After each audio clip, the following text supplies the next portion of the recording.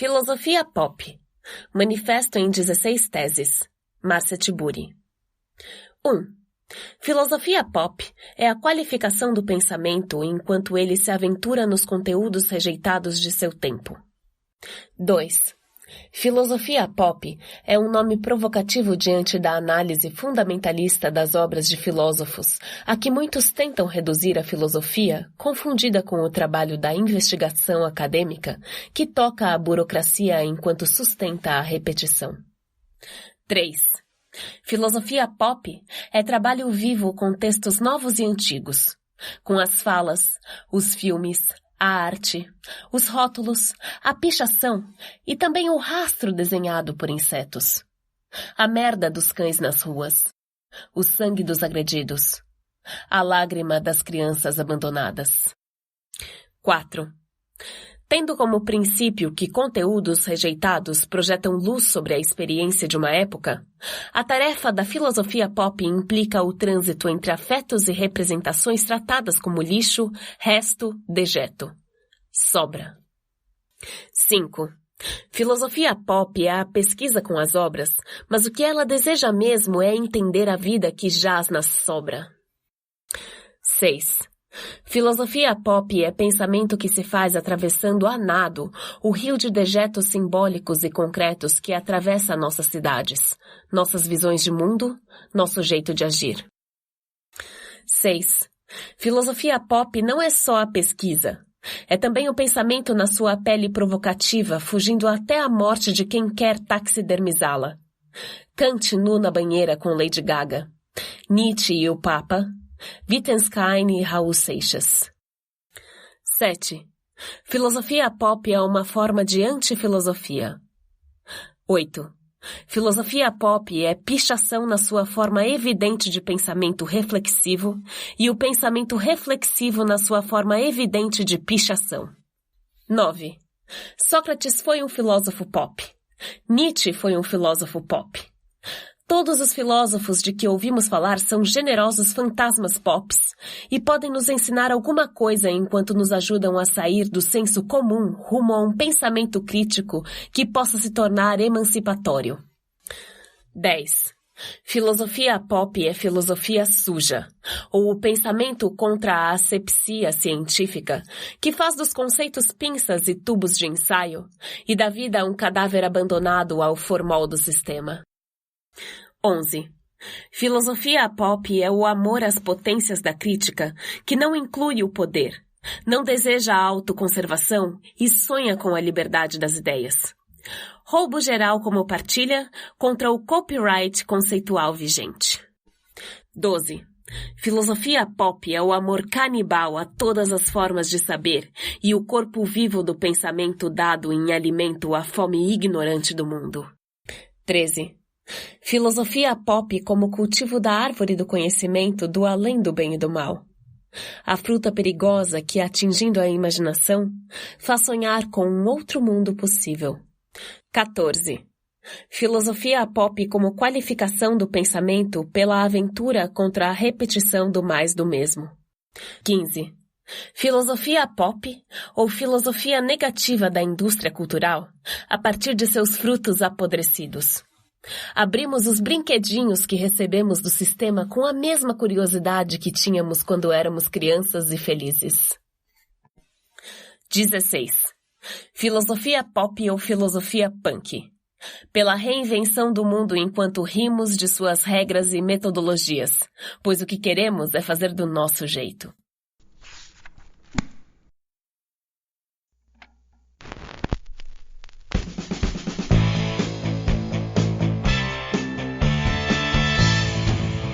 Olá, esse é o podcast Filosofia Pop. Eu sou Murilo Ferraz e aqui comigo está o Marcos Carvalho Lopes. Hoje a gente recebe a professora Márcia Tiburi. Ela é artista plástica, professora, escritora e filósofa. É doutora em filosofia pela Universidade Federal do Rio Grande do Sul e publicou diversos livros tanto na área de filosofia quanto romances. Esse é o nosso episódio número 60 e hoje falamos sobre o trabalho da Márcia Tiburi. Nesse episódio nós temos os textos Filosofia Pop, Manifesto em 16 teses e Sobre a lógica do discurso de ódio, os robôs e o roubo, ambos da Márcia Tiburi, interpretados pela atriz Maria Elisa.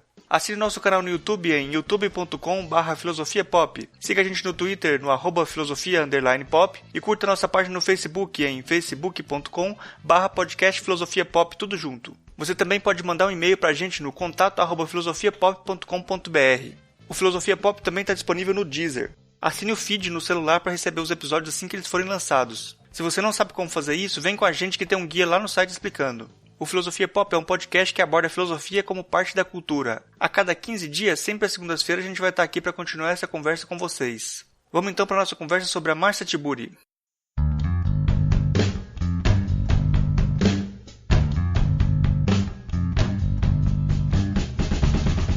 Hoje a gente recebe aqui direto do Rio de Janeiro a artista plástica, professora, escritora, filósofa, a Marcia Tiburi.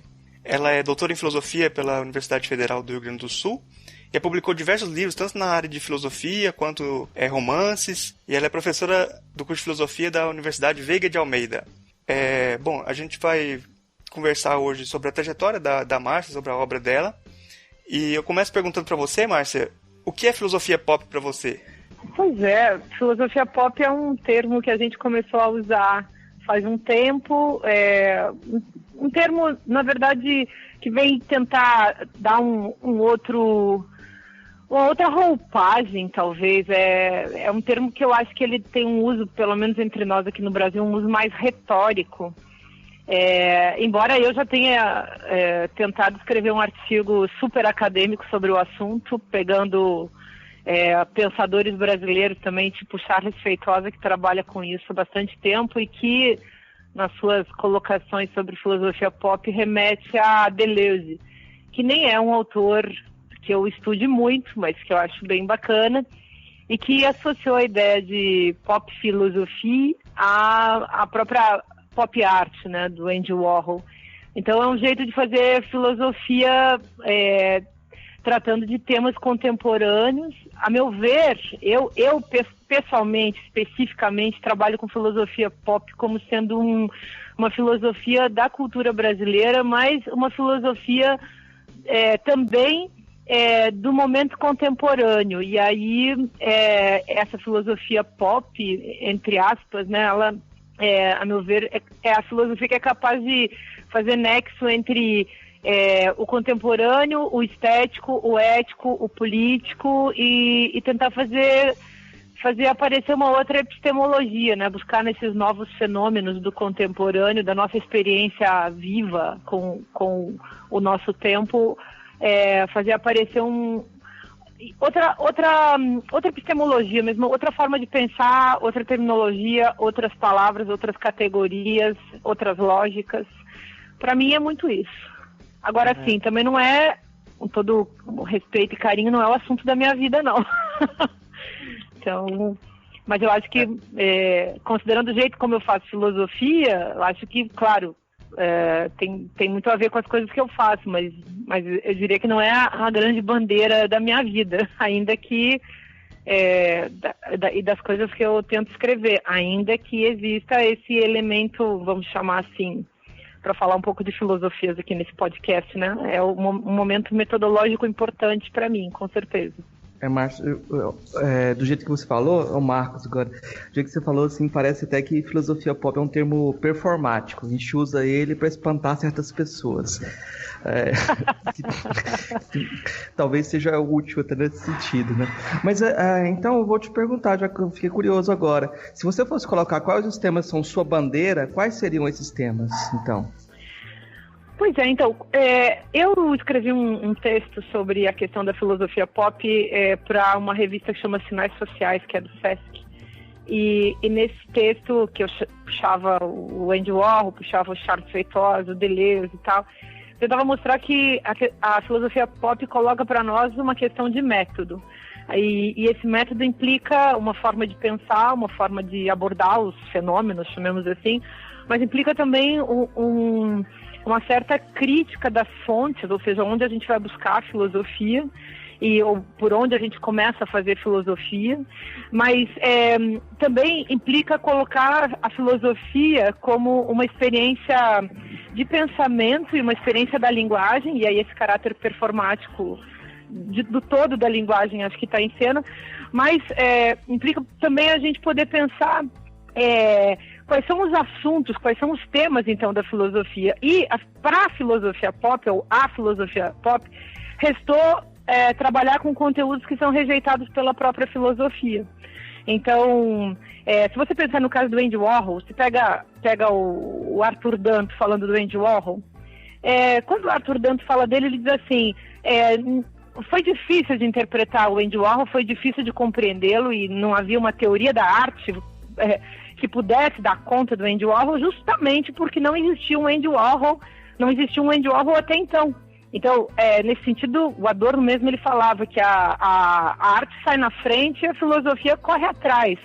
E nesse sentido, a arte pop, ou a pop art do Andy Warhol, ela também saiu na frente e teve que vir uma filosofia atrás para tentar construir, vamos usar aqui um termo meio antigo, mas enfim, seja uma exegese, seja uma hermenêutica, seja uma crítica, não importa, mas uma tentativa de falar daquele fenômeno, daquele acontecimento que trouxe outras ideias, outros conceitos, que levantou problemas que não tinham sido levantados até então.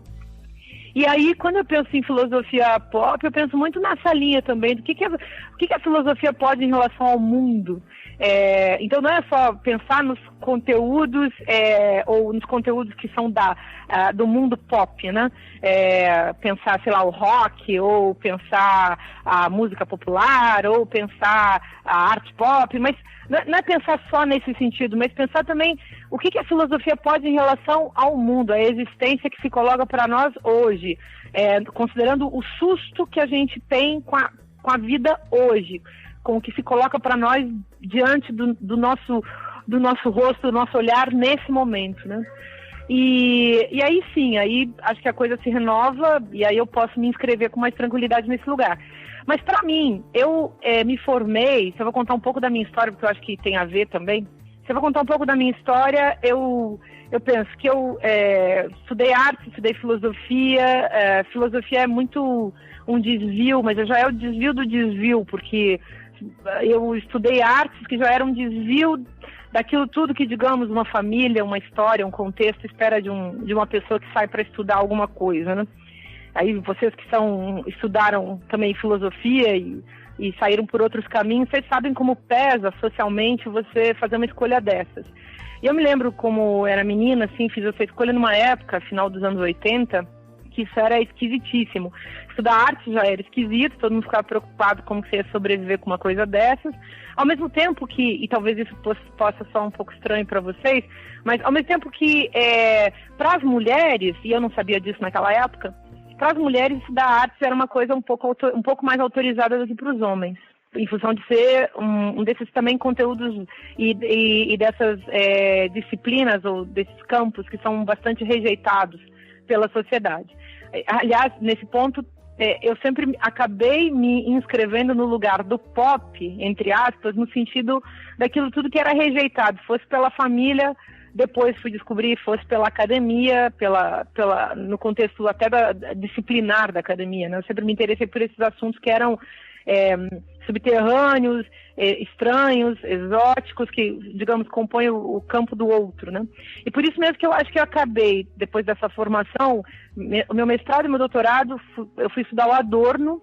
Naquela época também a gente fazia esse tipo de doutorado, que ainda hoje é muito comum, né? Esse tipo de estudo acadêmico que você fica estudando um aspecto da obra de um autor, e de um autor europeu, né? Que é uma coisa antiga. Eu sinto isso como muito antigo.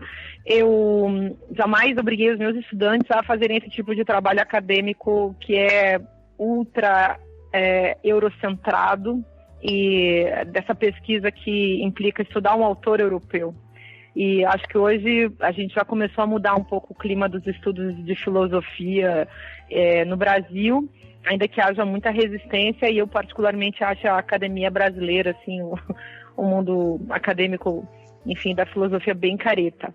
Mas, enfim, e aí eu fui, naquela época, estudar Adorno, fiz mestrado, doutorado sobre o Adorno, e já naquela época procurei o Adorno, eu acho, muito inconscientemente, por ele ser um autor que se envolvia com esses conteúdos inabituais, rejeitados, esses conteúdos que para a filosofia mais, digamos, patriarcal, tradicional, essa filosofia do princípio da identidade era uma coisa, era um conteúdo, digamos, incabíveis, né, que não faziam sentido. E esses conteúdos sujos, sombrios, estranhos. E a estética era o campo onde você podia trabalhar com isso mais livremente. E acabou que dei aula de estética há muitos anos, numa universidade que chama Unicinos, no Sul. E lá eu comecei a dar aula também de disciplinas que envolviam metafísica, então tinha até uma disciplina que era filosofia geral que tinha esse tipo de assunto. Eu acabava dando desde a crítica da razão pura, por um lado, por outro lado, acabava trabalhando com a crítica da faculdade de julgar, mas para falar de Kant, né? Mas trabalhava muito com Nietzsche, estudava muito esses pensadores do século XIX envolvidos com uma expansão da ideia de subjetividade. Então, eu gostava de ler Schelling, gostava de Schopenhauer. Ainda era a minha fase, digamos, muito alemã, assim, muito voltada para a crítica do idealismo alemão, um certo idealismo alemão, mais a crítica desse idealismo. Passava pelo Marx por conta dos meus estudos do Adorno, gostava do Benjamin e tal. Mas eu demorei muito para descobrir o feminismo, só descobri o feminismo no final do meu doutorado, que foi lá por 98, 99, e faz tempo, né, gente? Então, faz um certo tempo. Então, por ali também fui descobrindo, quando eu descobri o feminismo, aí descobri realmente a coisa que, digamos, do ponto de vista do método, foi o que mais me impactou em termos de filosofia. Claro, eu já tinha passado por uma investigação ao nível, enfim, complexo de um doutorado, com a dialética negativa do Adorno, e o feminismo combinava muito com isso. O Adorno era um pensador já muito feminista. O nível de desmontagem da filosofia tradicional que ele tinha feito combina em tudo com o feminismo. Então, mas eu não era feminista até então, nem conseguia dizer eu sou feminista. Aí depois eu comecei a ficar mais tranquila com isso, mas demorou ainda e teve muita água rolou até eu conseguir falar isso. Até eu conseguir me entender com esse signo, né? E aí seguiu, fui escrevendo os livros, fui descobrindo coisas, mas vamos ver aí, o que vocês acham? Bom, uma das coisas que a gente tem muita dificuldade, eu acho, eu não tenho formação em filosofia, né? Eu sou da área da computação, que já é uma área muito masculina, né? Que na minha turma, quando eu me formei, tinha 4 mulheres, né, na turma, em uma turma de 40. E mesmo quando a gente vai começar a trabalhar com filosofia, parece que os autores que são meio que elevados aos autores importantes são geralmente os homens, né? E quando a gente vai fazer um programa como o nosso, que a gente vai procurar convidar pessoas, parece que os nomes que aparecem, entre aspas, naturalmente, né, são os nomes masculinos. A gente tem que fazer um esforço para ver quais são as mulheres que estão trabalhando, porque assim, não é que não tenham mulheres fazendo trabalhos importantes, mas parece que há toda uma estrutura que privilegia que apareçam esses trabalhos dos homens, né, mesmo que não sejam os melhores trabalhos. Então, nesse sentido, assim, como que é ser feminista e fazer filosofia no Brasil hoje? Então, para mim nunca foi um problema, até porque eu nunca tinha percebido que havia essa questão. Quando eu era jovem, estudava, eu me formei em filosofia com 20 anos, vê se é possível. E entrei no mestrado com 21, com 23 eu entrei no doutorado. Eu acho que as pessoas não estavam percebendo que eu estava fazendo isso, sabe? E o doutorado que eu entrei era um lugar, assim, também que não tinha... Nem no mestrado eu não tive professoras mulheres, no doutorado também não tive. Tive uma professora, mas ela era da letras, aí eu fui lá fazer aula com ela, mas ela dava aula de literatura. E não tive colegas. Tinha uma colega na Federal do Rio Grande do Sul que não chegou a ser minha colega de sala, de aula, assim. E hoje é uma parceira, a gente já fez um livro juntos e tal, que é uma professora que se chama Maria de Lourdes Borges, que dá aula em Santa Catarina. Mas ela estava, acho que era um tempo na minha frente, quando eu entrei, acho que ela já estava saindo, uma coisa assim. Mas era um caso raro, assim, que eu lembrava, e aí me soou exótico que tivesse uma colega mulher, porque eu mesma nunca tinha me dado conta que eu era mulher. E aí, acho que também por isso que eu sempre convivi numa boa. Hoje seria bem mais exótico e bem mais complexo falar sobre isso, mas naquela época essa questão não se colocava. E eu sempre, enfim, a gente que é da filosofia, acho que a galera é toda muito solitária. Eu, pelo menos, sou muito solitária. Nos meus processos sempre vivi muito só, estudando muito do meu jeito. Tive alguns bons professores, mas nunca me dei conta dessa questão. Nunca tinha me dado conta. Inclusive, fiquei sempre lendo os filósofos homens e nunca percebi que existia esse problema. Só me dei conta disso mais pro final mesmo. Quando eu estava terminando o doutorado, eu tinha 27, 28, 29 anos por aí que eu me dei conta de certas coisas e comecei a pesquisar a questão das mulheres na filosofia. Fiz um congresso chamado As Mulheres e a Filosofia com outras colegas, que uma até estudava filosofia, a outra era da educação. Era difícil naquela época chamar as professoras que davam aula de filosofia para estudarem esse tema. Hoje, com as novas gerações de estudantes, de professoras que se formaram e tal, isso se tornou bem mais comum, mas eu me lembro como foi exótico. Naquela época, a gente tem inventado esse congresso As Mulheres e a Filosofia, que rolou também um texto, um livro depois. E eu mesma, naquela época, não era acostumada com o termo feminismo. Comecei estudando as mulheres na filosofia como uma espécie de história da filosofia, dessas questões também rejeitadas e abandonadas, ocultadas, né? E aí, mas continuei estudando e fazendo esses congressos e fazendo outros livros, mas ainda muito suavemente. Eu me lembro que em 2005 só, minha tese ficou pronta em 99, eu defendi em 99 e o meu livro sobre o Adorno saiu só em 2005, porque era aquela morosidade das universidades federais, não é de hoje, né, das editoras, com todas as suas dificuldades, falta de incentivo, fomento, falta de dinheiro mesmo. E aí, me lembro que nessa época eu estava preocupada também com essa discussão sobre uma filosofia mais em aberto, né, mais na esfera pública, e fiz um livro chamado Filosofia em Comum, que é um livrinho super modesto, mas ao mesmo tempo bem despretensioso mesmo, mas ao mesmo tempo tem uma coisa nele que para mim era uma questão, que era de fazer a descoberta do diálogo como uma prática concreta em termos de filosofia, de sala de aula de filosofia, mas também pensar que isso podia ficar guardado dentro de um livro, né? Quer dizer, que o livro podia carregar um potencial de diálogo para o leitor. Então, era um livrinho modesto, mas ele tinha uma vontade de materializar o método, no sentido de transpor, né? De ultrapassar essa barreira que existe entre o filósofo e as pessoas, entre o escritor e o leitor, entre o pensador e o senso comum, né? Eu tinha uma vontade de ultrapassar esse limiar.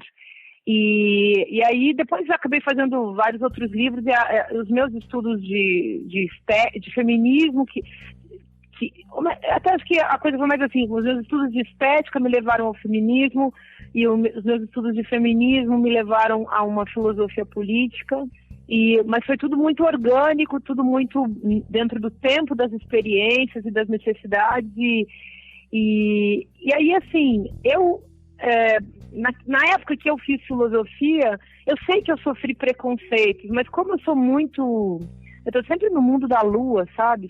Nesse sentido, sou filósofa no pior sentido. Eu estou sempre viajando nas minhas próprias questões, então eu nunca dei muita bola, nunca tive muito tempo, nem prazer, nem, sei lá, nunca me pegou muito esse lance do mal que os outros estão falando de mim, das chateações que os outros estão fazendo pelas costas, ou dos concursos públicos que eu participei que tiveram assim coisas muito feias acontecendo, ou de vários outros problemas. Eu sempre pensei que, como pessoa marcada pelo signo mulher, como existem outros marcados pelo signo índio, outros marcados pelo signo negro e por aí vai, homossexual, lésbica, esses signos todos das marcações de opressão, né? Eu sempre pensei que a saída, em vez de ficar dando murro em ponta de faca, era construir uma obra. Porque isso também é o que me dá tesão na vida, sabe? Escrever. Então, eu escrevi. Eu poderia contar a história, a minha relação com a filosofia, a minha relação com a vida, a minha relação com as universidades, com os outros trabalhos que eu tive na vida, a partir dos livros que eu escrevi, porque eles têm um encadeamento autobiográfico também, né? Então, foi muito isso. Márcia, eu acho que assim, essa questão do método do diálogo parece muito evidente nas suas obras, cada vez mais presente essa ideia de uma metodologia de buscar conversar, né? Mas quando a gente olha lá na filosofia, desde Platão, é uma dificuldade de conversar. Quando você conversa com um sofista, o máximo que você pode chegar é um sem sentido, né?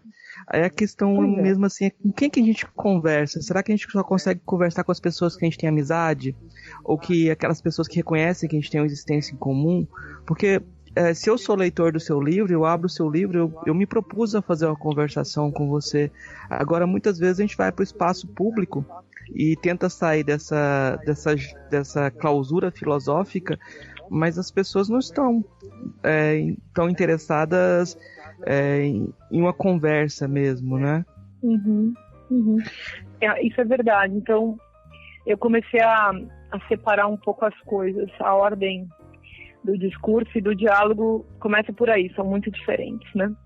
Então, a gente consegue dialogar com pessoas que já morreram, conseguimos dialogar com livros, com filmes, e com questões e tempos históricos que são diferentes do que a gente está vivendo. Muitas vezes o diálogo não tem nada a ver também com uma conversação no sentido mais direto.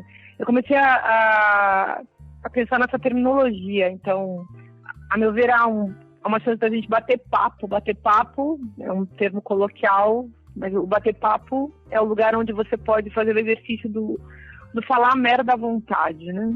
Falar merda também é uma questão importante filosoficamente. Quer dizer, a nossa cultura é tomada por esse exercício improfícuo, né? Do falar por falar. Falar sem ter nada a dizer. Isso faz parte da nossa cultura, a gente não tem que a gente não precisa acabar com isso. Mas é curioso como isso tomou o espaço de uma busca pelo verdadeiro, pela verdade, que sempre caracterizou, digamos, a história dessa busca pelo filosófico, né? Essa qualificação do pensamento, esse pensamento que cuida de si mesmo, né? Que busca ultrapassar a si mesmo, busca chegar numa outra coisa que não seja apenas o referendar-se a si mesmo, né? Busca encontrar realmente um outro. E acho que a nossa época é uma época nesse sentido de intranscendência, né? E da falta desse desejo por sair de si, por encontrar um outro lugar, né? E esse sair de si que implica também, vamos dizer assim, poder ficar em si, né? Poder concentrar-se com força e radicalidade numa questão. Então, eu faço essa diferença hoje entre o bater papo, que é da ordem de falar merda, e essa conversação, que é um pouco mais delicada, um pouco mais cuidadosa, mas que também é muito limitada, porque a gente não consegue colocar numa conversação todas as cartas na mesa. Então tem alguma coisa que fica fora da chance da compreensão, tem algo que fica não dito nesse esforço da gente dizer. E na prática, isso, estou pensando no sentido muito prático mesmo, nós aqui conversando, quanta coisa é dita e quanta coisa fica por dizer, quanta coisa não está sendo dita, quanta coisa que não está sendo dita ao mesmo tempo revela e faz pensar. Enfim, é um âmbito bastante complexo. Agora eu guardo essa ideia do diálogo para pensar nos estratos e substratos e camadas ainda mais complexas desse processo de compreensão. Por isso que eu levo a sério aquilo que no Platão a filosofia como o diálogo da alma consigo mesma, né? Então, nesse processo que é mais complexo, eu posso levar para mim uma frase, um livro que eu li, uma teoria que você expôs, um conteúdo de uma pichação, a forma de uma pichação que eu encontrei na rua, E isso pode provocar em mim esse diálogo. Então, o diálogo implica um encontro, mas é um encontro de outra ordem. Não é o nosso esforço puro e simples de entendimento que a gente encontra numa conversação, né? E é uma pena que as pessoas do mundo, o cidadão, a cidadã, que as pessoas não têm, sei lá, chance, tempo, disponibilidade, que não haja também numa escala mais acessível essa convocação, né? Porque como professora de filosofia, eu me vejo sempre chamando as pessoas, convidando as pessoas a essa experiência do pensamento. E eu sei que isso não é nada fácil, até porque eu experimento em mim, eu sei do meu esforço por pensar mais e por enfrentar os limites, inclusive internos, né? E os limites, inclusive, da minha pesquisa, do meu modo de ver. Eu vivo tentando avançar para além daquele modo de ver com o qual eu já me acostumei. Ou eu fico tentando pensar ao contrário, pensar além. Mas a nossa cultura não prevê espaço nem tempo para que isso aconteça, né? E o convite, digamos, de todo um sistema, de uma razão mesmo, né? Que é econômica, política, cultural, educacional, espacial, corporal, essa razão nos pega e nos embota. Ela, dentro do exercício da racionalidade que a gente conhece até aqui, nossos corpos, nossa linguagem, o que nós somos e o que a gente pode ser, já está habituado a corresponder e a responder dentro de um determinado limite. A meu ver, fazer filosofia é tentar ir além desse limite e pensar aquilo que é proibido de ser pensado, por exemplo. Pensar como uma tentativa mesmo de escapar desse sistema pré-estabelecido que envolve o pensamento e que depende também de uma forma de pensar, sabe? E é difícil fazer isso. Aí eu pensei, eu que sou professora de filosofia, que fiz disso a minha profissão. Imagina se para mim é complicado, se para os meus colegas, né, que fazem filosofia, isso também é uma coisa sempre, um esforço do conceito, como dizia o Hegel, né? Se isso é sempre muito difícil, requer um esforço, um trabalho conceitual, um trabalho reflexivo. Imagina como que é para o cidadão que está submetido a um sistema de crenças, que está já, digamos assim, acostumado com a linguagem, acostumado com certas ideias. E imagina ainda aquele que vive, além de tudo, dentro de uma tradição muito empobrecida, porque a pessoa pode não ser filósofa, mas ela pode ter um universo, digamos, não ser filósofo no sentido de não dedicar sua vida a desmontar e reconstruir o pensamento, mas ela pode ter também um sistema de crenças muito rico. Ela pode ser uma pessoa bastante tradicional, mas ter um pensamento rico, ou ter um estofo, ou ter, enfim, um arsenal, um armazém, né, um arcabouço de conceitos, de palavras, de terminologias, de histórias, de narrativas, que permitem a ela pensar mais. Mas e isso acho que é uma característica muito da nossa época, acho que do século XX para cá, tentando analisar um pouco, minimamente, do ponto de vista de uma certa história. Eu acho que nós acabamos nos tornando seres humanos cada vez mais empobrecidos do ponto de vista da linguagem. E os nossos termos, a nossa epistemologia, as nossas palavras, a nossa relação com as narrativas foi se restringindo e até se extringindo, ficando cada vez mais, digamos, mais pobre mesmo, né?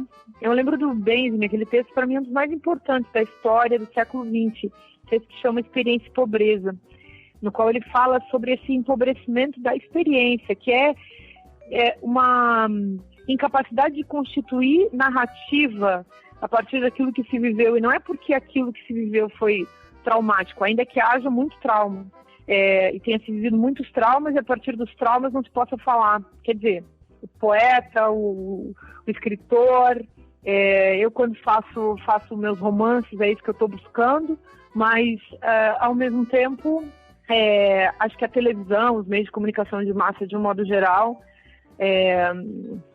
em um certo sentido, eles inviabilizam mesmo que se faça avançar para além, né, disso que é dado às pessoas como sendo o caminho, a verdade e a vida, digamos, em termos de linguagem, né? Sem a gente fazer um esforço na linguagem, a gente não vai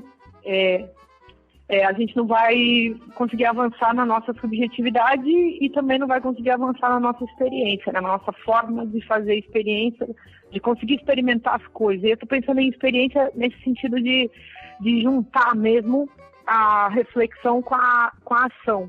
Aquilo que se vive com aquilo que se pensa, ou não no sentido de um pré-pensado, mas no sentido justamente daquilo que, em sendo vivido, pode vir a ser objeto da reflexão, né? E para mim isso é uma grande questão. Os meus livros todos, pensando aqui desse Filosofia em Comum que eu falei para vocês, passando pelo Olho de Vidro, que foi um livro importante também, que eu lancei em 2011, para mim foi um livro importante. Depois esse livro que chama Filosofia Prática, e o Ridículo Político, o Como Conversar com Fascista, por fim esse livrinho feminista que é uma crônica filosófica, enfim, também nessa tentativa de falar a partir de uma certa autocompreensão, né, de um tema específico, nesse caso feminista. Você falando dessa parte da sua obra, que você passou pelo livro aí, o Olho de Vidro.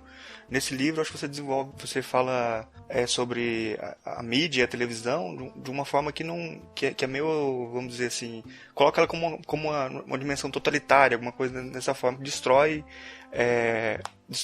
essa possibilidade do diálogo, do pensamento. E hoje você tem alguns projetos que você participa em rede de televisão, que tem alguns espaços para diálogo também, em temas que não são muito usuais de estar nessa mídia. Esses projetos que você tem na televisão, eles de alguma forma mudam a sua avaliação do que você via a televisão ou confirmam aquilo? Isso é interessante. Eu fiz um projeto chamado Filosofia Pop para a TV Sesc. Agora a gente está gravando a segunda temporada, 3 anos depois, com novos temas, com o Novo Brasil também. Isso é uma coisa interessante, porque 3 anos depois eu já penso outras coisas, li outras coisas, desconstruí certas coisas e reconstruí outras, enfim. Acho que tem outra cabeça. Consolidei certas questões que eu ainda não tinha muito claras, muito assim... organizadas, digamos, para mim mesma, e essa nova temporada vai ser, acho que até mais interessante, pelo menos assim eu espero. Mas eu não tenho televisão há mais ou menos uns 20 anos, eu não fui uma pessoa criada, né, também na televisão, porque veio do contexto, assim, mundo semi-rural, no interior, enfim, do mundo muito bruto e muito pré-tecnológico. E eu acho que isso está na minha personalidade, então, esse pré-tecnológico. Mas eu acho que a gente deve ocupar a televisão, e isso eu escrevi no Olho de Vidro. Eu acho que a gente deve se transformar em videomaker e youtuber. A televisão é para ser ocupada. Eu até brinco que a gente deve fazer televisão, mas não sei se a gente deve assistir. E, no entanto, estou brincando mesmo com isso, porque o Filosofia Pop é um programa que tem sido um alento, assim, as pessoas falam comigo de um jeito muito bacana sobre esse programa, porque ele é um programa também nesse tom despretensioso, de divulgação, não só divulgação da filosofia como área, ou dos conteúdos filosóficos tradicionais, não é essa a pegada. A pegada é dar acesso ao método, mostrar que a gente pode conversar sobre certas questões e que é importante conversar sobre certas questões. Então, é importante, se a gente vai acreditar ou não em Deus, isso não é problema de filósofo, mas falar sobre Deus numa época como a nossa é importante. Dialogar sobre ele, sobre essa ideia, sobre essa questão, ou a questão da ética, ou a questão da corrupção, ou a questão política, ou, enfim, a questão gênero, Então, todos esses temas que transitam no cotidiano das pessoas e que trazem para as pessoas dificuldades, curiosidades, todos esses temas, acho que vale a pena a gente, como professor, poder falar sobre eles. Não só os professores, mas os pesquisadores, aqueles que têm experiências profundas com certas questões, enfim. Quer dizer, qualquer cidadão que possa colaborar com uma desmistificação, um questionamento, um aprofundamento dos assuntos, né? Acho que a construção da esfera pública na nossa época depende também muito disso, desse lugar, dessas subjetividades que possam contribuir para que outras subjetividades possam também se colocar, possam ouvir mais, possam aprender esse modo de pensar que vai pelo discernimento e pelo entendimento e visa a compreensão e se preocupa em estar atento ao que diz, ao que está sendo dito também, né? E dessa maneira fazer avançar o processo do conhecimento. Bom, mas então, para mim é tranquilo fazer televisão, não tem problema nenhum. Eu só não gostaria de ter que fazer televisão, embora eu entenda as pessoas que façam também. Acho que, sei lá, tem muita gente que faz televisão, mas não faz a televisão dos seus sonhos. Eu, quando fiz a filosofia pop, foi uma coisa que eu concebi como um programa que eu gostaria de assistir. E que não é um programa em que os intelectuais ficam desfilando ou posando de pessoas incríveis e geniais. Não é para isso. Acho que a gente tem que ultrapassar também esse lugar do intelectual como uma vestal, como alguém.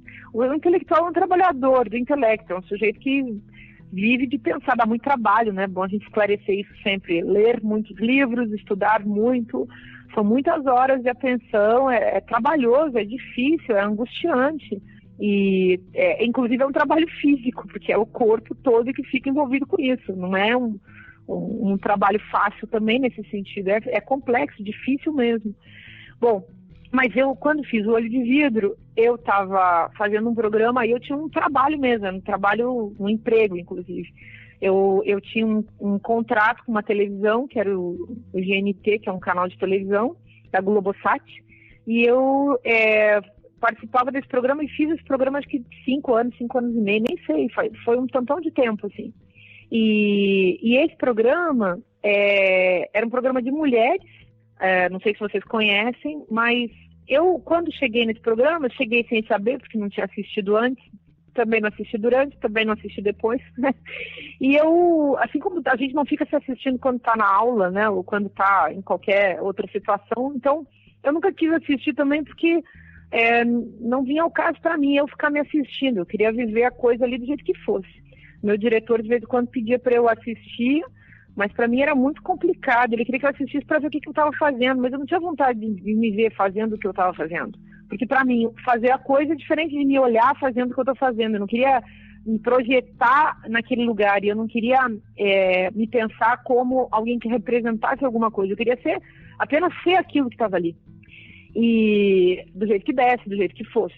E, enfim, era um trabalho. E eu sofri muito quando descobri certas coisas. Tipo, sei lá, que eu tinha que botar uma roupa que não era minha, que eu tinha que fazer maquiagem. Eu só me reconciliei com isso quando me dei conta que qualquer funcionária de qualquer empresa faz isso aí. Então, a moça que trabalha ali no shopping center, na loja, na empresa de ônibus ou de avião, ela tem que usar um uniforme, uma maquiagem.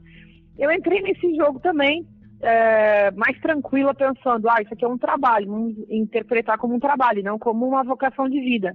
E aí pensei, mas como vocação de vida, poxa, eu estou aqui de filósofa, então eu vou escrever vou pesquisar isso aqui que eu estou fazendo que eu não conheço direito. E aí eu fiz um projeto de pesquisa, naquela época eu dava aula em umas universidades de São Paulo, no Mackenzie, que é uma universidade de São Paulo, dei aula lá durante 8 anos, numa pós-graduação interdisciplinar, e aí eu fiz um projeto de pesquisa envolvendo televisão e meios de comunicação de massa, e o Olho de Vidro nasceu desse projeto de pesquisa. E qual é o subtítulo do Olho de Vidro? Daí a questão que para mim é muito interessante, acho interessante também olhar para esse livro hoje, porque esse livro saiu em 2011, e o Brasil se transformou muito de lá para cá. Em 2011, a gente não falava em direita e esquerda ainda, como se fala hoje. Em 2011, a gente não falava de estado de exceção e a gente não tinha nem vislumbre do golpe. O golpe só começa a ser sinalizado depois de 2013. É em 2014 que a gente começa a desconfiar que as coisas não vão bem no Brasil. E o subtítulo do Olho de Vidro é A Televisão e o Estado de Exceção da Imagem. E nesse caso, eu não estava fazendo uma filosofia política da televisão, no sentido da sociologia da televisão. Existem vários, mas muitos, centenas de livros muito interessantes sobre questões sociológicas e políticos sociais da televisão. Mas eu queria fazer uma análise da subjetividade que se forja diante da tela da televisão. E eu queria analisar o que era a televisão. Então tinha ali também uma vontade de fazer uma discussão epistemológica e até mesmo, entre aspas, de uma certa metafísica da televisão.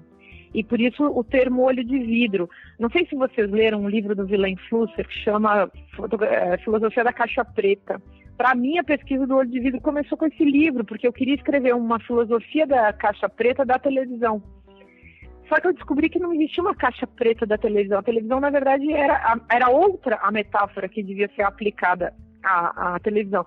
Quando o Flusser escreve o Filosofia da Caixa Preta, ele quer analisar a imagem técnica, sobretudo a fotografia, e pensa uma filosofia da câmera fotográfica.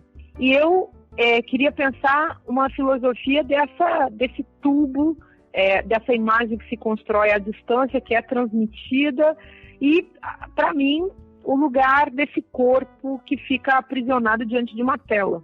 E corpo sempre foi um assunto que eu pesquisei muito, eu sempre dei aula de história do corpo, e a história da filosofia também atrás de uma certa ideia de corpo, que, aliás, é um jeito interessante de analisar a história da filosofia. Quando você pega o tema do corpo, vai pensando o que os pensadores e as pensadoras e o que a literatura e o cinema e as outras tradições foram fazendo com a coisa chamada corpo.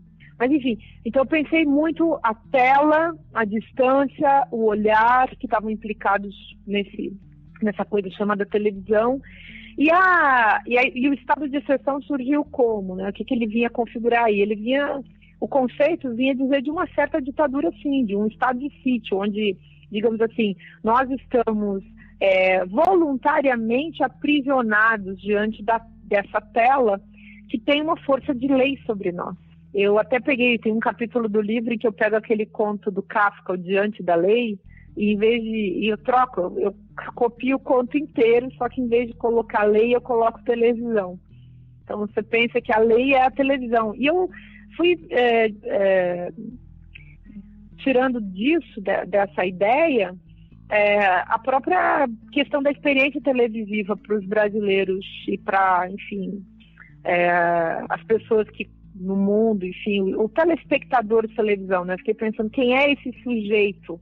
O que significa ser sujeito ainda diante de uma tela que dita a você uma forma de pensar. Mas mais que isso, eu fui me dando conta e isso foi uma coisa super importante, quando eu estava fazendo esse livro, eu não assistia televisão e se colocou para mim a questão de como que eu vou fazer televisão se eu nem sequer fazer um livro sobre televisão, se eu nem sequer assisto televisão.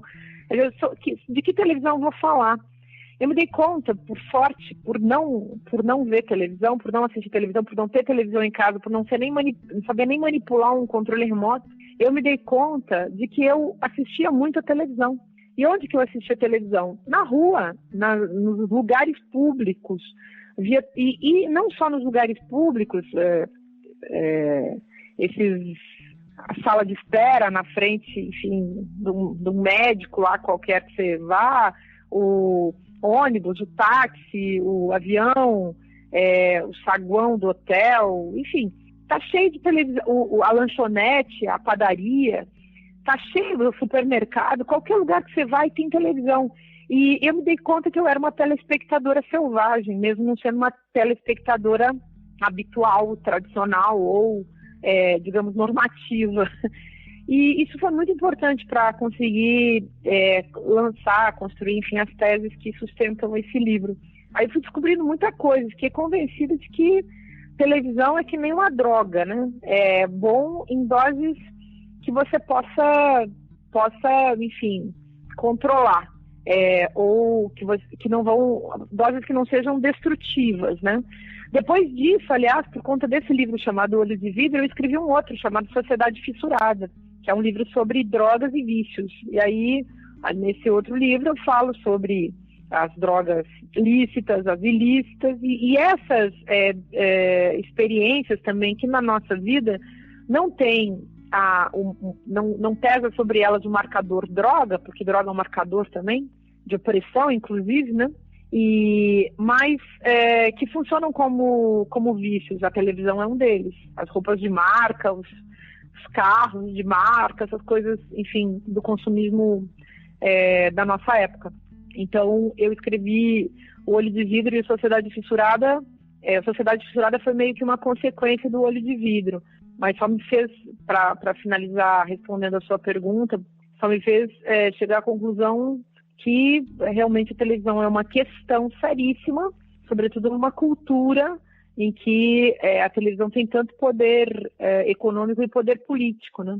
E hoje eu lastimo assim, de ver as pessoas tão entregues à televisão e tão servas da televisão, porque é quase uma religião no Brasil, né? Quem não assiste televisão é um herege, tem que viver se justificando. Você diz assim, não tem televisão em casa, não tenho tempo, não assisto, e as pessoas, mas como?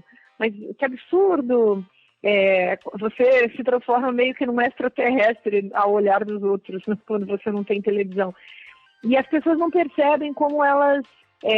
essa galera, sobretudo, que hoje critica os políticos, critica a questão da corrupção, as pessoas não percebem como elas são corrompidas pela televisão. E elas não percebem também, imagina essa galera que fica fazendo propaganda contra o imposto, né, os impostos. Elas não percebem como elas pagam para a televisão corrompê-las. E corromper o seu tempo, corromper a sua subjetividade. E não percebem que toda a televisão é um mecanismo publicitário que devora realmente o tempo, devora a vida, devora o pensamento, sempre sob a máscara de oferecer algo que é muito bom, entre aspas, que é o entretenimento. Eu não sei, eu não tenho tempo para entretenimento, nem curto, não, sabe? Eu, claro, tenho os meus próprios entretenimentos. Eu gosto de escrever, gosto de desenhar, fico fazendo literatura, que é uma coisa totalmente inútil nesse mundo capitalista, mas é o meu prazer. Só que eu fico pensando, por que será que as pessoas desistem de outros prazeres em nome desse prazer que é inventado para elas sem que elas tenham pedido, entendeu? Para mim, essa é uma questão filosófica das mais sérias. É muito bom ouvir, porque assim, você está citando os livros, eu já li todos eles e até dialoguei com algum deles, outros textos. Por exemplo, a gente fez um livro chamado Novela Brasileira e Filosofia. Aí eu trabalhei dialogando com o Olho de Vidro, mas também com David Foster Wallace, né, que tem uma coisa assim sobre ironia, que ele fala que a ironia da televisão é quanto mais televisão você consome, mais você precisa, né, e que você só pode criticar a televisão desde que você esteja na televisão, senão a televisão não é válida, a crítica não é válida. As pessoas falam assim, mas você está criticando porque você não aparece na TV. Então é interessante a sua posição, que você não assiste, mas você está na TV. Eu vou fazer algumas questões agora sobre o livro mais recente sobre o feminismo, que eu acho que é muito importante pra gente. Uma das coisas que você falou assim, sobre aspectos biográficos, é muito importante também, que não é comum na academia. Geralmente tudo que é biográfico é colocado como não filosófico. Geralmente a filosofia tem uma versão muito grande a qualquer coisa que seja biográfica, qualquer tom de voz mais pessoal é execrado, né? E uma coisa que você disse que é muito interessante é que você se vê primeiro, antes de ser mulher, você é feminista, né? E outra coisa que eu acho muito interessante no livro é a questão do lugar de fala estar relacionado com a política de escuta. Eu queria que você comentasse esses dois aspectos aí. O primeiro eu acho que você já falou, sobre ser primeiro feminista antes de ser mulher, né? O segundo eu acho que é mais talvez desenvolver um pouco sobre essa questão da lugar de fala e política de escuta como duas coisas conectadas, que eu acho muito interessante dentro de uma perspectiva política que você está construindo, né? É interessante. Nesse primeiro caso, acho que fica simples de entender se a gente pensar que mulher, por exemplo, é uma heterodenominação, como como talvez o homem também seja, mas, digamos, dentro de um sistema sexo-gênero, o sujeito do privilégio, em geral, é aquele que demarca o outro, né? Que hétero denomina, enfim, que constrói o outro. Então, digamos, alguém que diga eu sou mulher, sempre dirá eu sou mulher em função de um discurso alheio, será o boneco de um ventríloco, né? E quando eu me digo feminista, eu digo feminista eu escolhi, mulher eu não escolhi, mas feminista eu escolhi. E eu entendo, então, que é meu gênero. E eu gosto de dizer isso, claro, como uma provocação, mas acho que provocação é uma tarefa filosófica sempre, historicamente. E esse livro, ele tem esse conteúdo, essa forma também, né? Ele tem um conteúdo, que é o modo como eu vejo, como eu penso, e ele tem essa forma, esse enunciado pessoal, essa crônica, né? Ele é uma crônica, e uma crônica um pouco longa, né? Mas não tão longa assim, porque ele é um livro que você lê em 2 horas, 3 horas no máximo. Ainda seja um livro filosófico que você deva ler muitas vezes, voltar, parar para pensar e tal, mas se você quer ler corrido, ele é um texto, sei lá, em 2, 3 horas você acaba com o livro. Aí, para mim, essa é uma questão, a grande questão, a melhor questão em termos de método que o feminismo nos legou. Se você pensar nos filósofos autobiográficos, desde um Rousseau, do Santo Agostinho, passando por um Rousseau, chegando no Nietzsche, são filósofos autobiográficos que se enunciaram em alguns dos seus textos, no caso do Nietzsche, em quase todos. Falaram de si mesmos, né? Isso é uma coisa que a gente vê em todos os textos das feministas sempre. As feministas foram sempre autobiográficas, porque o feminismo, inclusive essa é uma tese que eu lanço nesse modesto livrinho, o feminismo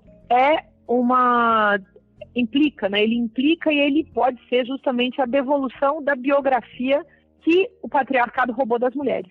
A autobiografia feminina, justamente isso que se rouba de uma pessoa para transformá-la em nada, isso é o que o feminismo devolve às mulheres. Então, uma mulher que seja escritora, uma mulher que seja filósofa e não seja feminista, acho que é impossível. Ela pode até não enunciar e não fazer do feminismo uma discussão, mas mesmo a Hannah Arendt dizendo que não era filósofa, talvez a gente, claro, dá para discutir isso 100 anos, mas ela, no fundo, era uma feminista. E das melhores, das mais ativas, ainda que não tenha colocado a discussão sobre as mulheres como essencial na sua história. Mas discutiu política e foi ótimo. Bom, então, essa é uma questão. Nesse livro, eu quis também problematizar esse tópico, né, do lugar de fala, porque o feminismo, nesse sentido de ser uma devolução da biografia à pessoa que se diz feminista e que vai estudar o feminismo e que vai escrever a partir do seu próprio ponto de vista, nesse sentido, então, o lugar de fala está claro, né? Eu só sou feminista porque eu assumi um lugar de fala. E esse lugar de fala, ele não pode ser, a meu ver, não precisa ser, ainda que cada um viva também dentro dos seus limites e a gente deva respeitar, ele não precisa ser apenas um lugar de dor. Porque o lugar de dor, eu posso elaborar o meu lugar de dor, por exemplo, na minha literatura. E eu faço isso na minha literatura, nos meus romances, nos meus 5 romances. Eu coloquei questões que, para mim, são muito pessoais ali. E esse ano, aliás, eu vou lançar um 6º romance. Mas a filosofia implica sempre esse diálogo. Então, eu preciso pensar com quem eu estou falando, para quem eu estou falando, o que eu direi e o que eu não posso dizer.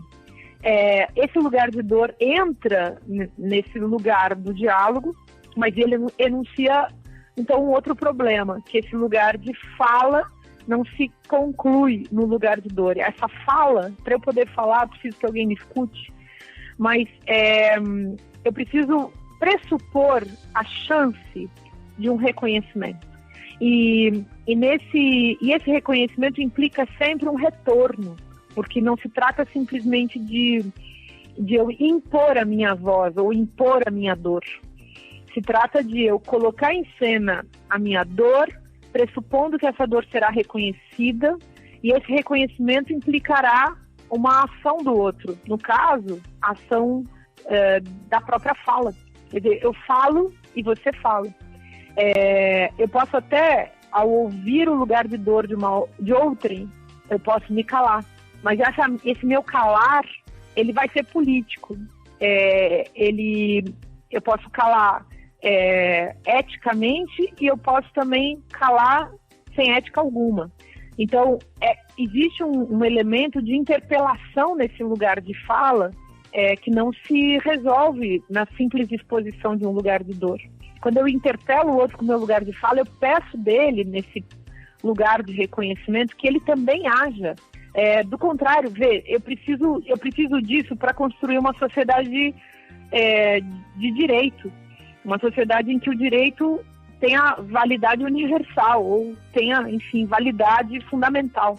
E eu acho que as pessoas às vezes perdem um pouco isso de vista, né? Na nossa cultura agora é preciso discutir essa questão do lugar de fala, porque o lugar de fala implica que haja um reconhecimento da fala de quem vive a dor, mas essa fala de quem vive a dor não é a dor. A dor é muito pessoal, é muito própria. E a dor, em relação à dor, eu posso ter um reconhecimento, mas não pela própria dor, e sim pela fala que a enuncia.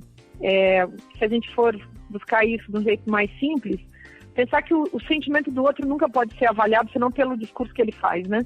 E esse discurso, quando ele vem como uma proposição ética, que é a questão do lugar de fala implica isso, quando eu entro no território da ética, eu estou sempre procurando reconhecimento.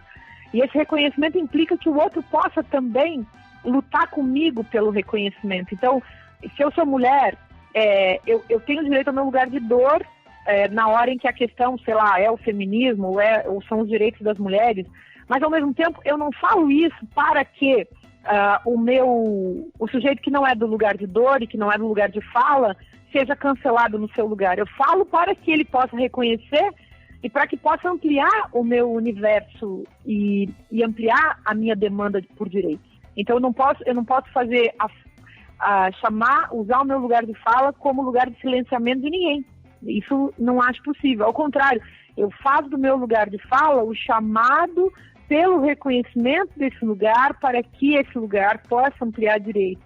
E eu só posso ampliar direitos se eu faço ampliar o diálogo. A meu ver, esse é um lugar assim, onde a gente pode levar essa discussão para ampliar, inclusive, justamente o alcance, o espectro e a potência, né, dessa discussão na nossa época, para que a gente possa ter uma sociedade de direitos cada vez mais fortalecidos. Né? Você tinha falado sobre a TV e tal. Eu fiquei pensando assim, no atual contexto que a gente tem hoje de política, com essa crise nas comunicações, de um modo geral, onde que você busca hoje se informar?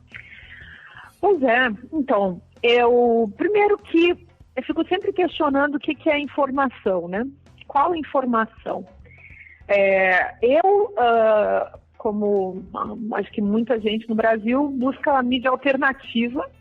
Tem vários veículos da mídia alternativa que mostram muita coisa que os veículos hegemônicos tradicionais, donos dos poderes, enfim, aqueles que detêm essa hegemonia da produção mesmo, né? E que trabalham a informação como mercadoria. Então, eu uso a mídia alternativa e eu acho que eu vou sempre a um outro lugar, assim, que eu também fico, às vezes, um pouco penalizada por ver que pouca gente faz isso em termos de população brasileira, né? Que é buscar um pouco mais as fontes, né? Tentar ler mais história, tentar buscar os intelectuais que pensam a história, que pensam a sociedade, porque se eu não tenho essas mediações sociológicas, históricas, para entender o tempo presente, não tem como entender a notícia do tempo presente, enfim, em seco, né? Então, as pessoas deveriam fazer, a meu ver, mais isso, procurar criar um estofo de compreensão que fosse balizada nesse mínimo de informação histórica também. Então, quando alguém vê hoje, sei lá, uma passeata com pessoas pedindo retorno da ditadura militar, é importante que as pessoas conheçam um pouco de história da ditadura militar para entenderem e para poderem discernir sobre esse tipo de evento, né? E então eu não gosto nunca de pensar numa informação solta e em seco. A gente precisa entender mais como chegamos até aqui, então que os eventos que envolvem o Brasil e o mundo, a cidade onde a gente vive, que esses eventos estão encadeados dentro de um processo mais complexo, enfim, que envolve um tempo, né? E que envolve interesses, e que envolve jogos de poder, instituições.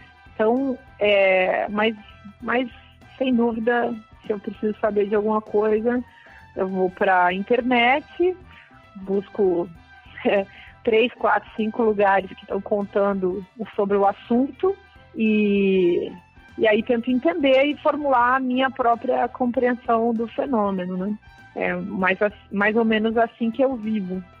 Então, não é muito difícil.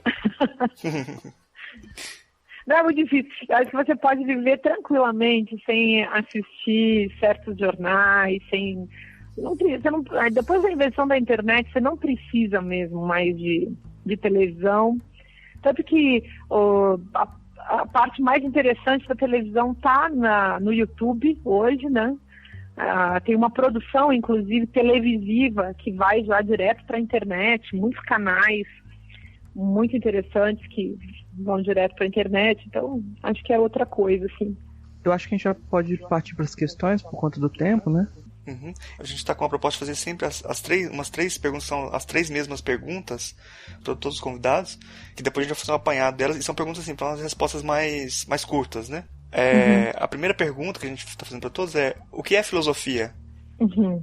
Filosofia é pensamento que pensa a si mesmo, que tenta expor a forma como ele mesmo se construiu. E então, digamos, a metateoria da reflexão para mim é muito isso, né? E essa metateoria da reflexão é um diálogo da alma consigo mesmo. Beleza. A segunda pergunta é: qual é a filósofa ou filósofo que mais te impressionou daqueles que você conheceu pessoalmente? Pessoalmente? Nossa! Não, olha, sinceramente, eu tive um professor que sempre me impressionou muito, acho que foi ele, assim, o Christoph Türk. Eu fiz aula com ele durante uns 3 anos. Esse cara que escreveu Sociedade e Estado, sabe? Filosofia do Sonho e tal. Nietzsche, Buffon dos Deuses. Esse cara é um alemão, deve ter uns 60 e poucos anos. E eu tive bastante aula com ele quando ele morou no Brasil. E ele sempre foi um sujeito que me impressionou. Assim,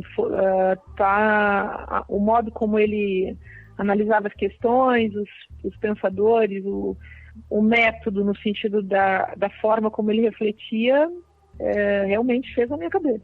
Acho que foi ele. E a terceira é: qual que é a filósofa ou filósofo favorito? Ou favorita?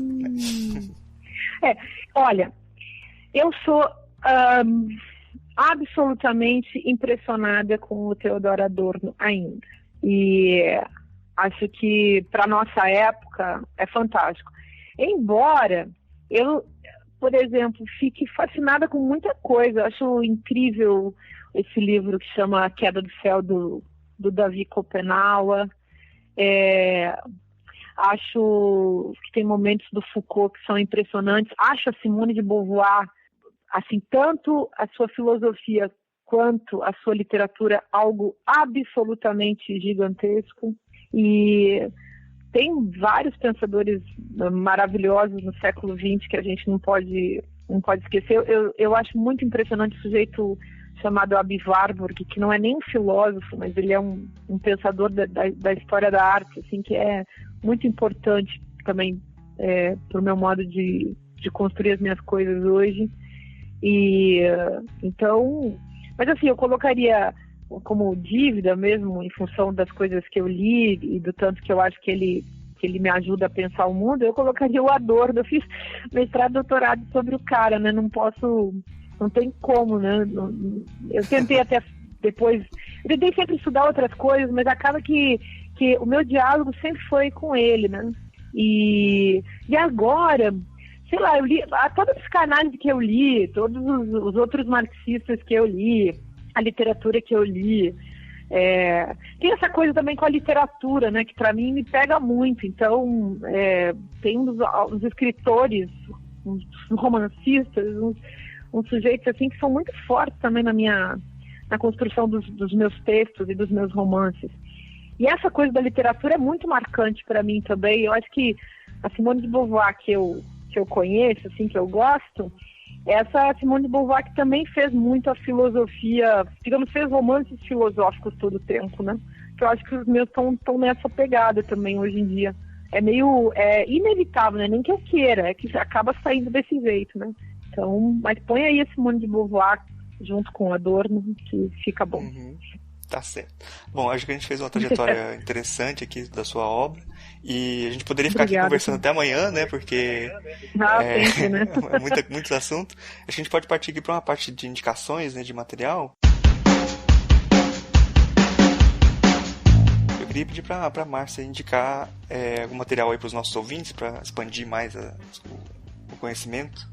Olha só, então vou fazer uma sugestão. A gente poderia indicar bibliotecas inteiras, filmotecas inteiras, tem muita coisa que as pessoas podem ler e estudar.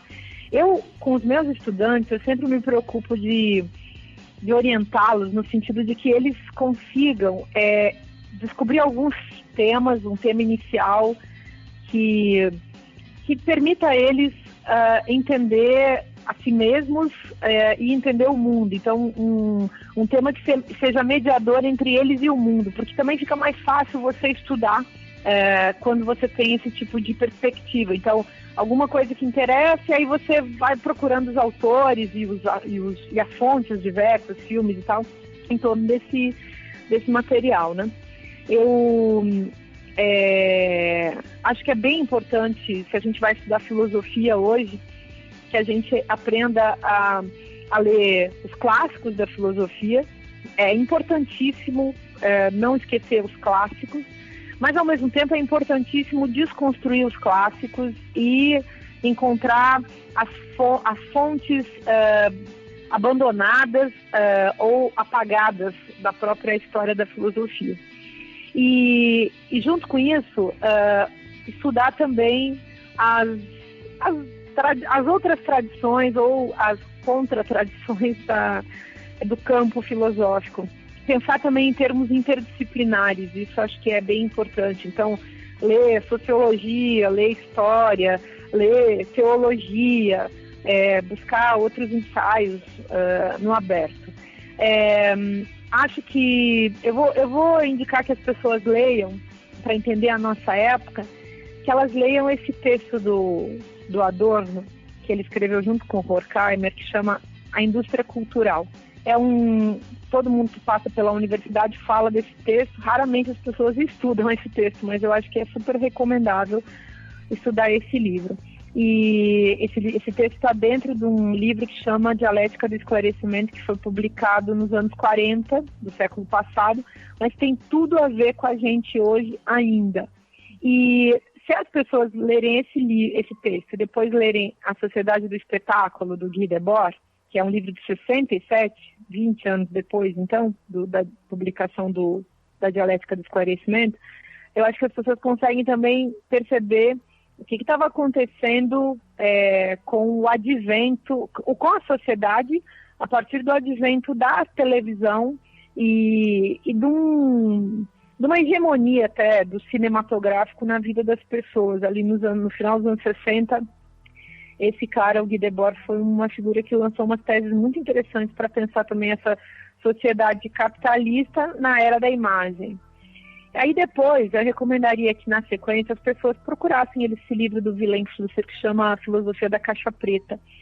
Porque o Flusser foi um filósofo que se naturalizou brasileiro, que nasceu na República Tcheca, naquela época chamava-se Tchecoslováquia, e viveu no Brasil durante uns 30 anos, depois foi embora e acabou morrendo na França. Mas esse cara escreveu em português, escreveu em inglês, em alemão e tal. E nesse livro, ele pensa, acho que com marcas brasileiras bem importantes da cultura brasileira, do ambiente brasileiro, da academia brasileira, da qual ele estava bem afastado, aliás. Nesse sentido, eu também me identifico muito com esse pensador. E o Flusser tem um jeito gostoso de escrever. Então,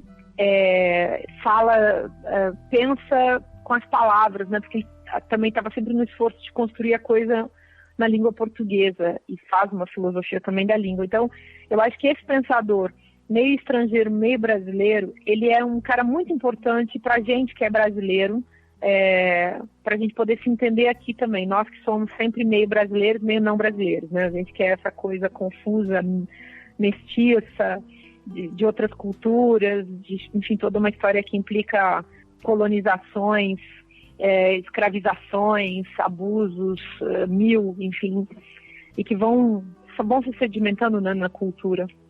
Então, eu faria esse percurso, assim, para estudar. Eu botei muito disso no Olho de Vidro, eu acho. Depois o ridículo político também pega um tanto dessas coisas, enfim. Mas depois eu leria o Christoph Turk, que tem um livro chamado Sociedade Citada, que eu até citei antes, que acho um belo livro também para pensar essa sociedade das sensações, essa sociedade da sedução, do consumismo, né?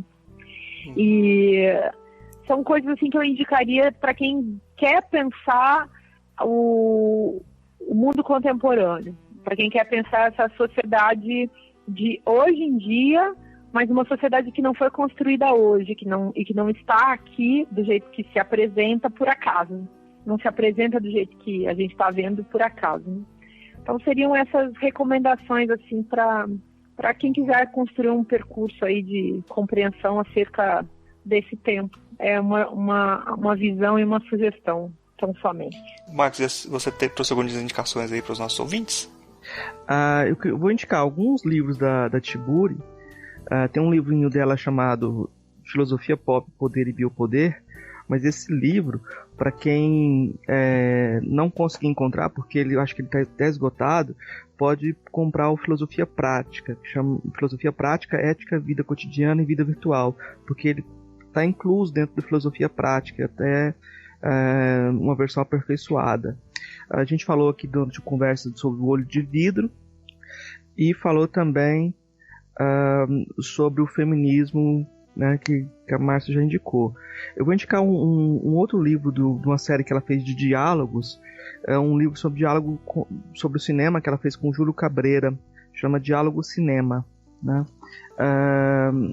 E também eu quero indicar um livro do Renato Nogueira que acabou de sair, chamado Mulheres e Deusas, como as divindades e os mitos femininos formaram a mulher atual. O Renato Nogueira foi nosso entrevistado sobre afroperspectivismo, né? Está lançando esse livro que ele vai falar das mulheres em várias tradições culturais, grega, iorubá, judaico, cristã, né? E também o livro Lendo Lolita em Teherã, da Azar Nafisi, que é muito interessante sobre a experiência de leitura desse livro Lolita no Irã, né? Como filme eu queria indicar Eu Não Sou Feiticeira, que é um filme de 2017 de uma diretora da Zâmbia, que trata um pouco de como muitas vezes as visões religiosas tradicionais da África podem ser usadas de forma opressiva, né? Eu não sei se dá nem para falar que é tradição, né? Porque é muito controverso aí o que é tradição propriamente, né? Mas como você pode ter essas situações opressivas ainda hoje, que você tem, por exemplo, se procurar no YouTube, você vai ver que em Gana tem campos de feiticeiras, assim, comunidades que são só das feiticeiras que foram expulsas da convivência em comum, né? E é bem curioso que dentro da construção do capitalismo, também as bruxas foram criadas, foram expulsas também, né? Tem uma perseguição do feminino. Então não dá para falar que é provavelmente tradicional, mas esse filme é bem bacana, porque é uma sátira. Chama Eu Não Sou Feiticeira, 2017. Eu vou indicar aqui um possível tema de TCC, para quem quiser. Eu acho que é uma coisa interessante analisar a trilogia íntima da Márcia Tiburi, os 3 primeiros romances dela, mostrando como o feminismo está presente ali na literatura antes de estar presente na filosofia. Então já uma dica, uma indicação aí para o pessoal fazer essa leitura. Eu acho que pode ser interessante. Pois é, então, obrigada pela indicação. Esses livros, acho que eles estão até esgotados, é difícil de achar. Mas tem esses romances mais recentes, sobretudo Uma Fuga Perfeita Sem Volta. Eu acho que ele coloca a questão feminista num outro lugar, menos formal e mais... Porque aqueles livros anteriores, eles tinham essa busca formal, né? Uma viagem, assim, uma pura construção formal da literatura. E esses novos, eles têm um trabalho maior no conteúdo. E Uma Fuga Perfeita Sem Volta coloca a questão de gênero de um jeito que eu acho que pode ajudar as pessoas a entenderem o drama do gênero. Bom, eu vou indicar aqui o material, já que eu sou o que lê menos, né? Eu vou indicar o canal, o programa da Márcia, o Filosofia Pop, que dá para encontrar vários episódios no YouTube, para encontrar fácil aí, eu acho, procurando. E também tem muitas entrevistas também da Márcia Tiburi que encontra fácil, tanto do Café Filosófico, como outras entrevistas também, que eu acho que é muito interessante também para entrar em contato com o pensamento da Márcia. Você tem mais indicações, Marcos? Não, eu vou fazer só essa, depois eu passo as outras. A gente está terminando o programa, e aí eu queria abrir um espaço para Márcia falar, fazer as considerações finais aqui no programa, falar divulgar algum trabalho recente, falar o que você quiser aqui, um espaço aberto, livre para você aproveitar e falar. Sinta à vontade. Uhum. Pois é, então, acho que a última coisa que eu fiz aí, que eu tô curtindo muito também divulgar, e a gente está fazendo uma caravana pelo Brasil afora, indo para várias cidades, a gente vai seguir o resto do ano fazendo isso, é esse livro que vocês leram e estavam aí comentando, que é o Feminismo em Comum para Todas, Todes e Todos. Esse livro é uma crônica, é um livro curto, é um livro que eu escrevi pensando num público que tem curiosidade, interesse e desconfiança também em relação ao feminismo. E eu quis escrevê-lo assim, num clima muito aberto, porque eu acho que o feminismo puxa para isso também. Não dá para fazer um feminismo, não existe, inclusive, um feminismo puramente acadêmico, ou seja, quando a gente faz pesquisas complexas e duras e que possam interessar a poucas pessoas, isso tudo também é muito fundamental para a gente depois poder fazer livros como esse, né, que é um livro mais aberto. Então, por trás desses livros, às vezes, mais simples, tem muita pesquisa, e é um livro que eu, assim, das coisas que eu escrevi nos últimos tempos, é um livro que eu gostaria de recomendar, até porque a gente está fazendo essa viagem, conversando com as feministas, juntando a academia com a vida, a teoria com a prática, e fazendo, enfim, com que as pessoas se aproximem da discussão de um jeito tranquilo, sem medo de enfrentar questões complexas e sérias, né? Então, essa é a dica, o Feminismo em Comum, que saiu pela editora Rosa dos Tempos, que é uma editora que foi reinaugurada agora com esse livro. Bom, eu queria agradecer muito aqui a presença da Márcia, foi muito, muito interessante a conversa, foi uma delícia mesmo conversar aqui com você, foi muito bom, gostei muito do papo. A gente podia conversar aqui muito mais, né? Muito obrigado, hein? Obrigado mesmo. Obrigada a você também, e a gente segue no diálogo. Um abração. Abraço. Abraço.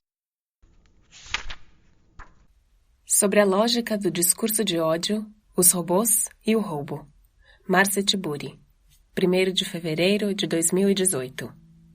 Depois do evento em que me recusei a participar de um programa de rádio no qual, sem me avisar, convidaram um conhecido defensor do vazio do pensamento para falar, grupos de extrema-direita têm se esforçado para atacar a minha imagem, recortando e editando entrevistas, vídeos e textos que circulam na internet. Não me espanta esse tipo de produção que não é nenhuma novidade para ninguém. Todo cidadão que se expõe ou é exposto na internet, nas mídias, está sujeito a isso.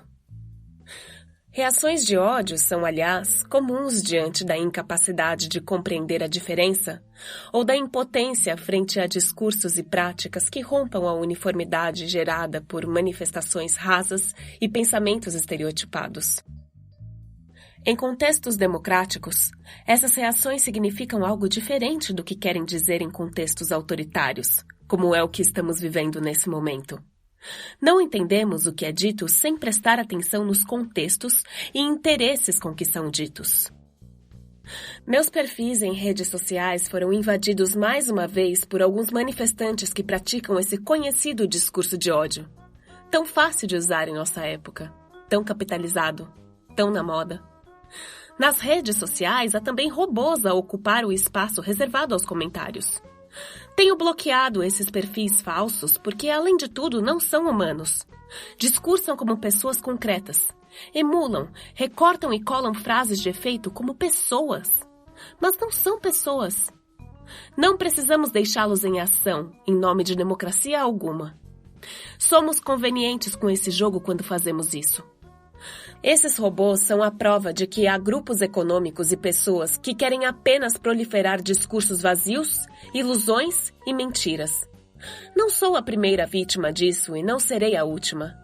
É preciso frear esse gesto desumano perpetrado por pessoas e empresas voltadas à enganação e à mistificação, bem como à manipulação da imagem. Precisamos conversar mais sobre isso, pois podemos encontrar soluções em conjunto e novos caminhos a seguir na produção do espaço democrático. O que implica retirar da cena as armas antidemocráticas que se apresentam disfarçadas de liberdade de expressão. Não há liberdade de expressão em ações que pregam contra a dignidade humana e os demais direitos fundamentais. Penso nas manifestações não humanas, no uso dessa tecnologia de manifestação nada espontânea, totalmente programada. E penso meu modesto lugar de professora de filosofia, bem como o lugar de todos os críticos do Estado pós-democrático e do capitalismo neoliberal, do machismo e do racismo. Esteja incomodando a ponto de precisarem recortar, editar e deturpar o que estou dizendo? Sinto pena também daqueles que não percebem que trabalham de graça para pessoas e grupos que acabam lucrando com as manifestações de ódio e as manipulações na rede. Me lembro de outros momentos em que fui vítima de ódio. Minha relação com a televisão também rendeu muitas manifestações ao longo da vida. Não só de ódio, é verdade. Eu aprendi, em meio a isso tudo, que os afetos das pessoas são contagiosos e que, analisados quanto ao lugar de cada um, pertencem evidentemente a quem o emite, ainda que venha tocar o outro. Mas como eu não me sinto responsável por quem cativo, nem pelo amor nem pelo ódio alheio voltado à minha pessoa, sigo refletindo sobre os motivos e as condições históricas e sociais nas quais esse tipo de acontecimento emocional se concretiza na linguagem institucional ou cotidiana. Certamente aceito o amor, de bom grado. O ódio, no entanto, continua merecendo análise, seja na forma de homofobia, misoginia, intolerância religiosa ou política, repulsa à intelectualidade e coisas do tipo. Perguntar por que amo isso ou aquilo e por que odeio nos ajudará a nos tornarmos seres humanos mais lúcidos. Desde que escrevi Como Conversar com um Fascista, reflexões sobre o cotidiano autoritário brasileiro, as manifestações de ódio em relação a mim e ao meu livro não cessaram. Há, no entanto, manifestações de amor. O livro parece ter se tornado um escudo para quem tem ironia, para quem sofre sobre fascistização dos meios de comunicação e das falas particulares, para quem vive em contato com pessoas cheias de preconceito ou tem familiares que em tudo demonstram sua personalidade autoritária. No entanto, comprovei também por meio da publicação do meu livro que a ironia como figura de linguagem está em baixa. Diante disso, resolvi analisar a questão em Ridículo Político, uma investigação sobre o risível, a manipulação da imagem e o esteticamente correto. Infelizmente, muitos não leram os livros e não compreenderam sequer seus títulos. Há pessoas que usam ambos erroneamente. Uns porque não podem, outros porque não querem, outros porque se comprazem ou têm outros motivos torpes para distorcer o que está escrito ali. Após escrever esses 2 livros, fui xingada muitas vezes de fascista e de ridícula. Mas suspeito que quem me chame assim não tenha lido nenhum dos 2 ou não compreenda as definições que usa. Há capítulos nesses livros que tratam desses temas, inclusive o da distorção como estratégia de manutenção da lógica autoritária. Eu pensei que, ao escrever sobre isso, poderia ajudar a pensar o que as pessoas realmente querem dizer. Os livros são realmente mais longos, são mais complexos, exigem o desafio da leitura e nem todos estão disponíveis para isso pelos mais diversos motivos. Desde motivos honestos, que vão do desinteresse à falta de tempo, até motivos desonestos, como a má fé e vontade de distorcer. No dia seguinte à transformação em espetáculo da simples recusa de legitimar um interlocutor famoso por posturas misóginas e frases feitas na Rádio Guaíba de Porto Alegre, passei a receber novos xingamentos. Haters profissionais, ou inocentes úteis explorados sem saber, foram procurar algo de domínio público na internet, tal como uma entrevista ou um texto para causar efeitos de imagem. Passei a ser xingada por ter falado em uma longa entrevista a respeito de uma certa lógica do assalto, antes do golpe de 2016. Editaram, manipularam e descontextualizaram parte de uma fala complexa para iludir pessoas que foram levadas a perder o senso crítico. Manipulações e mentiras que vão ao encontro dos preconceitos e medos de parcela do povo costumam fazer sucesso. Isso me fez lembrar da época em que me manifestei sobre a pichação no Cristo Redentor há alguns anos. Fui muito xingada. Praticamente só os próprios pichadores me entenderam. As pessoas que eram contra a pichação diziam: "Vamos pichar a sua casa." Eu, no entanto, nunca disse que queria que a casa das pessoas fossem pichadas. Nem torci para que isso acontecesse. Fiquei pensando, por que é que quem é contra a pichação é capaz de defendê-la apenas se for em relação a mim? Claro que eu entendi que as pessoas estavam querendo me fazer provar da minha própria lógica. Mas não percebiam que não estavam avançando em argumentos que pudessem mostrar a profundidade do fenômeno social e do direito visual à cidade que a pichação suscitava, como coloquei naquela época. Quando falei da pichação no Cristo Redentor, não perdi de vista meu respeito ao personagem Jesus e àqueles que creem nele religiosamente. Particularmente gosto do personagem Jesus, embora tenha uma profunda crítica ao cristianismo e às igrejas como instituições que administram a fé e usam seu nome. Eu, que pesquiso sobre a pichação, não vejo como uma manifestação de ódio. Ao contrário, vejo nela muito mais um desejo de ocupar um espaço no território visual. Aliás, o que significa defender algo? Significa buscar uma compreensão profunda do fenômeno e ver como estamos implicados nele quando se trata de sustentar uma sociedade de direitos.